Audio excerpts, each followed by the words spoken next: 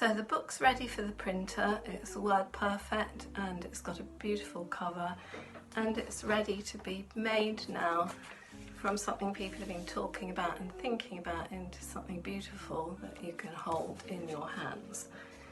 So let's have a look at how it will be typeset, and for this I'd like to travel back 1,000 years and take a flying bird's eye look at how we came about to make books in the first place. So first of all, the first books were made by hand by a scribe who would write and draw them on a book or a scroll or a tablet perhaps.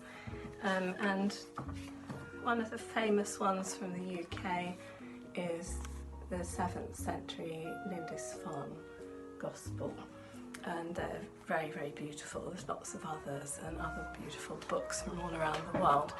That was made in the 7th century, but it was very slow and very expensive to make books by hand this way, and not many people could get to see them.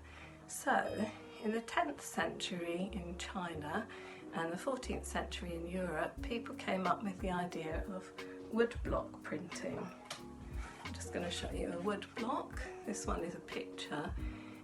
The image is carved onto it, and then you can take as many copies as you want. So this was great because it meant that you could make multiple copies and more people could read your text. But it was still quite slow because you had to carve the block. And what really revolutionised printing was the invention of movable type. Again, this started earlier in China in the 11th century with clay type, and in Europe in the 15th century with metal type, like this.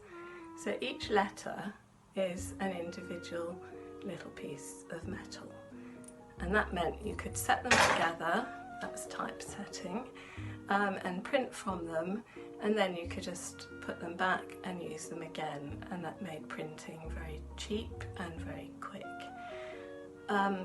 So when I was young, I worked in a printing works which had got stuck in the 19th century, and it still used this same centuries-old process of typesetting.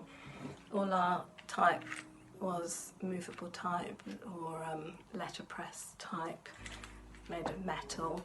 So how do you get those tiny pieces to stay together so that you can print from them? And what you need is a stick. This is my stick. You have a little piece for the type to sit on, which is a lead, like a spacer, and a little shelf. You put that in, and then you can put your type in. It's got a groove on the top, so you know which way up, and you can just do it by hand without really even looking. And the type is all in a case, uppercase and lowercase. That's where those words come from. And like typing, you can remember where they are, so you don't even have to look, and you can get very, very fast.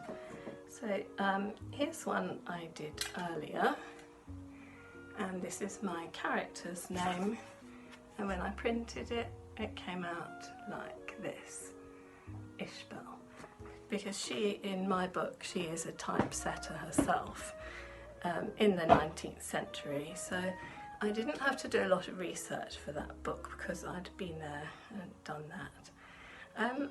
Next time you type something on your phone or your laptop or computer, just remember that although you're doing this in a digital way, it still comes from this process of type that has been around for all these centuries, and that when you do that, you are also, we all are, typesetters.